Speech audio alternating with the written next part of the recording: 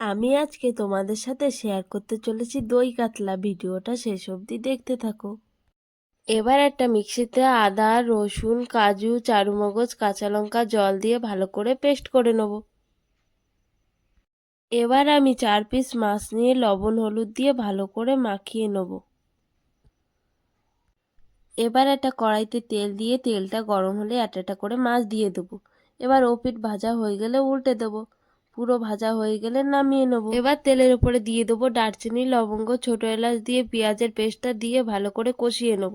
কষানো হয়ে গেলে এবার কাজুর পেস্টটা দিয়ে ভালো করে কষিয়ে লবণ, জিরের গুঁড়ো, ধনের গুঁড়ো দিয়ে ভালো করে কষিয়ে নেব। কষানো হয়ে গেলে এবার ফ্যাটানো টক দই দিয়ে ভালো করে মিশিয়ে নিয়ে এবার জল ঢেলে দেবো। এবার ঝোলটা ফুটে উঠলে মাছগুলো দিয়ে ঢেকে দেবো। হয়ে গেলে এবার গরম মশলা দিয়ে ঘি দিয়ে নামিয়ে নেব। এইভাবে ঝটপট বাড়িতে বানিয়ে নাও দই কাতলা।